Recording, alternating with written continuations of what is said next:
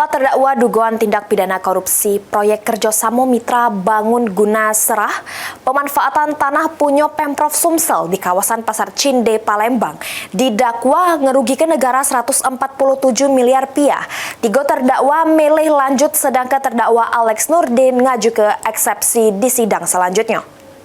Pak Arno. Sehat Pak Arno. Siap hadapi untuk sidang hari ini Pak. Sidang perkara dugaan tindak pidana korupsi proyek kerjasama mitra bangunan guna serah atas pemanfaatan tanah punya pemerintahan Sumsel di kawasan Pasar Cinde, Palembang memasuki tahap pembacaan surat dakwaan yang berlangsung di Pengadilan Negeri Palembang kelas 1A khusus. Juru sidang yang dipimpin Majelis Hakim Ketua Fauzi Isra, Jaksa Penuntut Umum Kejati Sumsel maco ke dakwaan terhadap empat terdakwa, mantan Gubernur Sumsel Alex Nurdin, mantan Wali Kota Palembang Harno Joyo, mantan Kepala PUCK Sumsel sekaligus Ketua Panitia Pengaduan Mitra BGS Edi Hermanto, Samurai Mario Snaidi, selaku Kepala Cabang PT Magna Beatum. Didakwa ngerugi ke duit negara sebesar 147 miliar rupiah. Diancam pasal 2 ayat 1 sama pasal 3 junto pasal 18 Undang-Undang Nomor 31 tahun 1999.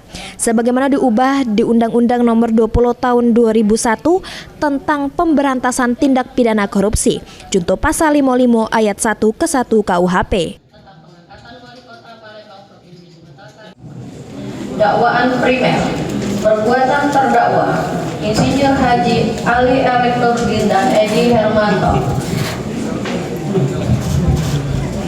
terdakwa sebagaimana diatur dan diancam pidana dalam pasal 2 ayat 1 pasal 18 Undang-Undang Nomor 31 tahun 1999 tentang pemberantasan tindak pidana korupsi sebagaimana telah diubah dan ditambah dengan Undang-Undang Nomor 20 tahun 2001 tentang perubahan atas Undang-Undang Nomor 31 tahun 1999 tentang pemberantasan tindak pidana korupsi junto pasal 55 ayat 1 ke 1.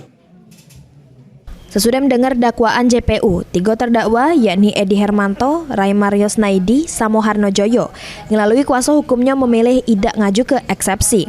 Sementara itu terdakwa Alex Nurdin, melalui kuasa hukumnya Titis Rahmawati didampingi Redo Junaidi, nyato ke ngajukan nota keberatan atau eksepsi di sidang selanjutnya, yang bakal digelar pada 17 November 2025 mendatang.